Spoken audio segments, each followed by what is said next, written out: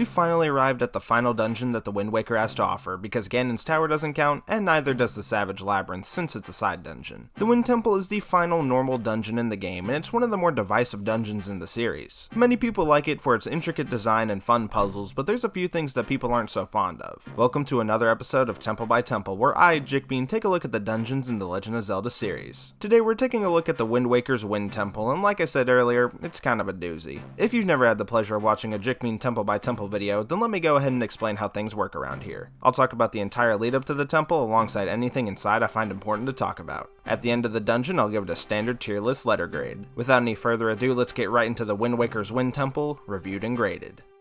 Just like the Earth Temple, we need to go and get a few items before going to the Wind Temple. The first thing that we'll need to get are the Iron Boots. Coincidentally, the last time we got this item, it also led to one of the most controversial Zelda dungeons. Looks like the Wind Temple's off to a great start then. In order to get the Iron Boots though, we have to head on over to the Ice Ring Isles, which is one quadrant next to the Forest Haven. Unlike the Fire Mountain where we had to use ice arrows to cool off a mini volcano, this time we have to use the fire arrows to stop this freezing blizzard. Once it's gone, we can platform across a couple of slippery ice platforms to get inside a cave. The cave has a couple of keys that you'll benefit from taking out first and some icy platforms. After taking a little slide and definitely not falling off a few times, we can come across a chest containing the Iron Boots. Now with the Iron Boots, it's of course time to go learn a song. In order to do so, we need to head on over to the Gale Isles, where there's a rock that's blowing out some super strong winds. Luckily, we can use the Iron Boots to tread up to the rock and smash it with the Skull Hammer, revealing an entrance to a cave. When we get inside, there's an inscription of a song on a stone. Of course, that means we'll need to whip out our Wind Waker and we can play the song on the stone and learn the Wind God's aria. When we do so, Fado of the Kokiri tribe appears out of thin air. He tells his story of long ago and that we need to find someone with an instrument similar to his, which will be his descendant. We'll then have to teach the song we just learned to the descendant as Fado leaves. Now, if you paid attention when I reviewed the Forbidden Woods, you would know that the Koroks are actually descendants of the Kokiri, so off to the Forest Haven we go. When we arrive, we can talk to the Deku Tree, but he's got no idea where Makar is. By the way, if you haven't figured it out, we gotta find Makar because, what other Korok would we be looking for? The Deku Tree then gives us a little tip though to try and find Makar, and that's to just listen for the sound of him playing the violin. If you were actually observant, unlike me, you could see some music notes popping out near a waterfall towards the front of the Forest Haven. Using the grappling hook, we can launch ourselves into the waterfall and spot Makar playing the violin. He's down here practicing away for the next ceremony, and he's trying to keep it a secret from everyone by hiding behind the waterfall. Of course though, we could hear him, so this waterfall really isn't doing a whole lot of work keeping the music quiet. We can pull out our Wind Waker and Makar will ask us to conduct for him as we play the Wind God's aria. While we teach him the song, Fado appears and plays it with us. After the cool little mini concert, Makar becomes awakened and knows his destiny lies at the Wind Temple. All he wants us to do is take him there, so on over there we go. Before departing on the island, the King of Red Lions once again gives us a little tutorial on how to use Makar in the dungeon. Once we enter the cave, we can play the Wind God's aria right where we learned it, which opens up the pathway to the Wind Temple. As always, we gotta start by talking about the dungeon music. This one's honestly got kind of a forest vibe to it, which makes sense because it kinda acts as a second forest dungeon. At the same time though, it also gives off Ocarina of Time Spirit Temple vibes.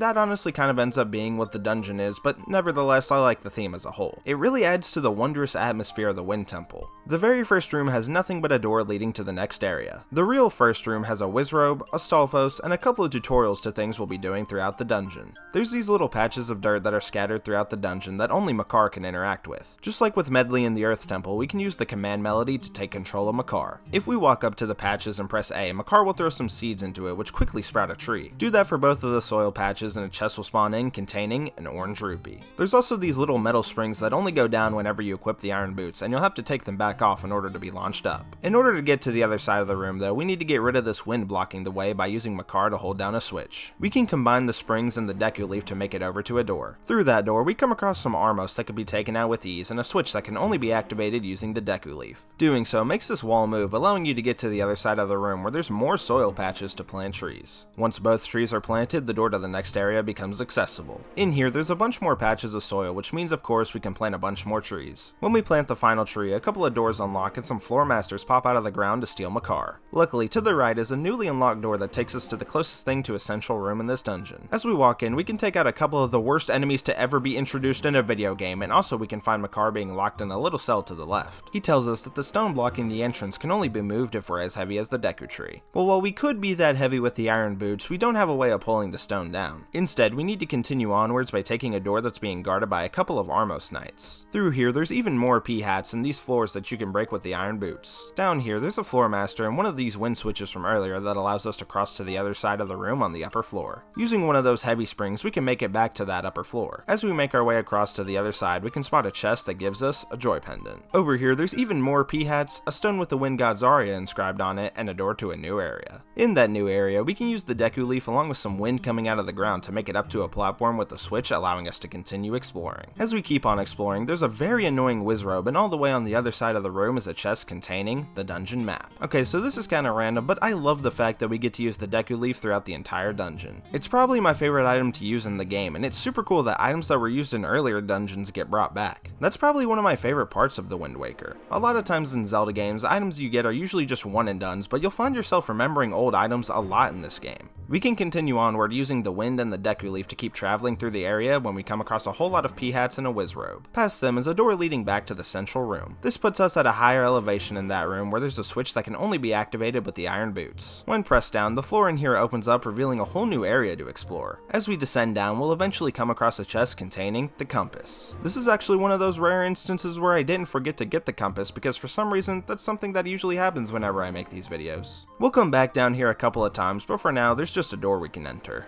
In here, there's some spikes blocking a chest and a bunch of breakable floors. What's so cool about this room is that down below, depending on which floor you break, different enemies will spawn in. I really think it's such a cool feature that makes this dungeon stand out that bit more. What we actually have to do in this room though is move 2 blocks into the right places so that we can use a spring to get out of here. When we take the spring, we get brought up to a chest containing a small key. While we could move on through the dungeon, there's a neat secret in this room. If you break all the breakable floors, a new chest will spawn near the other chest. Doing all of them at once will spawn in a whole bunch of enemies, so if you suck at the game, it's probably best to do it one by one. Once we do get over to the chest, we're gifted with a treasure chart. I just love how unique and creative this room is. Now we can head back to the previous room where on the other side is a locked door that when unlocked takes us to a mini boss. While I've honestly liked a decent bit of the dungeon up to this point, I gotta say, this mini-boss kinda sucks. It's a red Wizrobe, and he immediately spawns in a normal Wizrobe and a Dark Nut. I don't like this boss simply because it feels like they just threw random stuff together. Also, I really find Wizrobes annoying to fight, so having to fight 2 of them isn't particularly fun to do. Especially since sometimes they spawn in these demons from hell itself. While a lot of the mini-bosses in this game are just normal enemies, I wish they could have done something a bit better for the final true dungeon in the game. Anyways, once everyone in the room is defeated, a chest spawns in the middle of the room containing the item of the dungeon, the hookshot. It is so nice to finally have this thing, as it's one of my favorite items in all of Zelda. If you don't know what this glorious thing does, it lets you hook onto certain objects and brings you towards them. We can use the hookshot in here to get up to a mini pillar that we need to hit with the skull hammer to get out of the room. In the central room, we can climb all the way back up to Makar using the hookshot. It'll take a decent bit honestly, but you'll eventually make it up there, I promise. When we do get up to the little Korok, we need to equip our iron boots and then use the hookshot on the stone, freeing Makar. I actually like this feature of the hookshot, but I wish it was used a bit more in the temple.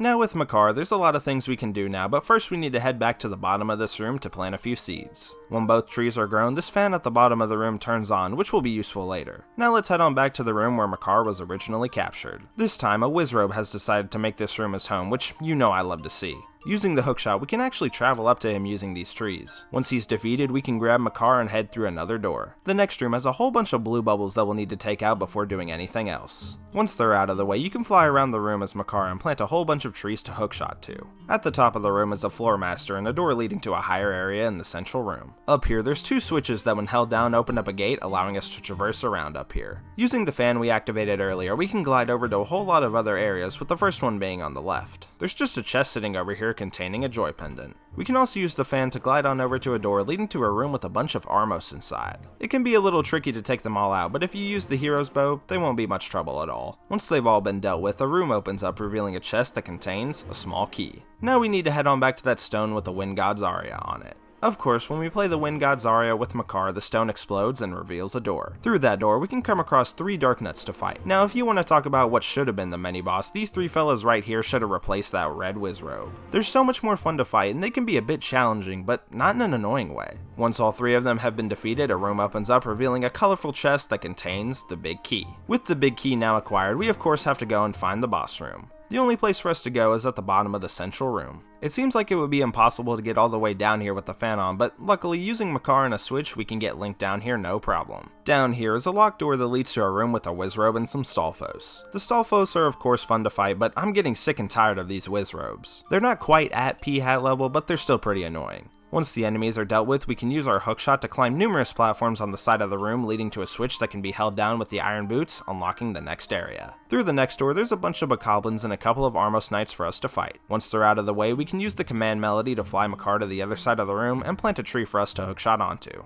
On the other end of the room is a Floor Master and more mini spawns of Satan for us to defeat. With them gone, we can enter the door to the final room before the boss. There's 3 blocks, 3 blade traps, and some heavy wind that's going to make getting to the other side a pain. What we need to do is put these blocks in front of the blade traps to prevent them from hurting us. Right before the third one though is a gap that we need to fill in with one of the blocks, making us only have 2 blocks to stop 3 blade traps. What you need to do is use the first block to stop the first 2 blade traps and use the other one to stop the last one. I was a bit confused here at first, but after a bit of trial and error I was able to get to the other side. Once we reach the other side with Makar, we can spot a Wind God Zarya stone, which of course we need to blow up by serenading it with the song. Once the stone explodes, it reveals a door that we can use the big key on to enter the boss room. When we first enter, we have to jump on what I originally thought was Bongo Bongo's drum, but it's just a bunch of sand. When we get to the sand, more sand starts to pour into the room, and out of the sand, the boss of the Wind Temple, Mulgara, appears. As is tradition, we must talk about the boss's theme before anything else. While, spoiler alert, I'm not the biggest fan of this boss, I really do enjoy its theme. The flute melody is so whimsical, and when it has support, it makes the theme even more epic.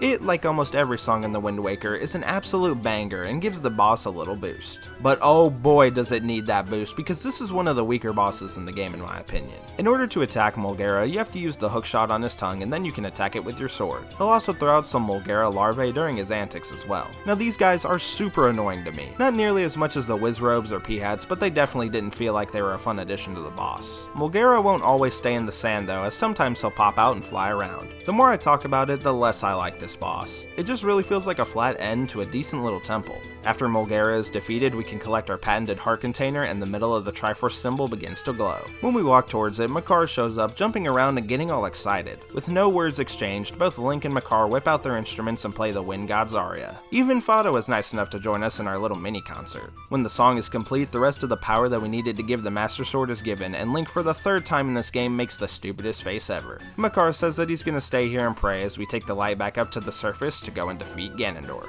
And that's the end of the Wind Temple. The dungeon has so many things that make it great, but at the same time, so many things I don't like about it. For starters, I really like the atmosphere of the temple and the music used throughout is amazing. The wind puzzles are all pretty cool, but honestly, they could have done a bit more with them. This is the longest dungeon in the game, and while it does have quite a few rooms, it's mainly just long because of how tedious it can be at times. I really liked having Medley around in the Earth Temple, but Makar honestly doesn't add that much to our time here. If anything, he just feels like a chore to take everywhere. The constant tree planting isn't a fun gimmick, and it just feels like it's there to pad out game time. Oh, and do we even have to talk about the bosses here? I mean, I can understand why some people might find Mulgara fun, but it's just not for me. Now, if for some reason you enjoy fighting the red Wizrobe and his little minions, then I don't even know what to say. I understand that this game didn't have the longest development time, but it just feels like there's a few things here that they just put to make the game feel a bit longer. Still though, even with my complaints, I'm gonna give the Wind Temple a grade of B. It doesn't compare to the Earth Temple or even the Tower of the Gods, but it's still a decent little temple with some cool ideas. I feel like this temple could have been a whole lot better if it had been given more time. It's not one of the greatest temples in Zelda history, but it's still a pretty good one. And that's the Wind Temple reviewed and graded. This concludes the Wind Waker Temple by Temple series, and of course I'll have a compilation video out next week combining all the videos into one. It feels so good to finally get this series done because next on the Temple by Temple list we're going to be taking a look at Twilight Princess. I can't promise when those videos will start coming out, but hopefully sometime next month. I'm going to be working on a couple of longer non-Zelda videos that I'm sure you guys will enjoy. I'm also not quite sure if I'll release the Twilight Princess videos weekly or bi-weekly, but honestly, it'll probably just be whenever I feel like doing it. I just want to thank you guys for all the support that you've shown me on the channel this year. The fact that I've been able to grow this much in a little under a year is an insane thought, and it's because of you people that made it happen. If you are interested in helping out the channel even more, then why not subscribe? It's the best way to help my channel and I'd really appreciate it. Also, if you're a new Jickbean viewer, you can watch any of the Temple by Temple videos via the playlist, and I'll even link the Wind Waker specific ones down below. Of course, as always though, I've got to give a special shout out to the one and only Jickbean loyalist, Alice in Elden Ring. Alright, that's gonna do it for me. Have a phenomenal rest of your day, and we'll be seeing ya.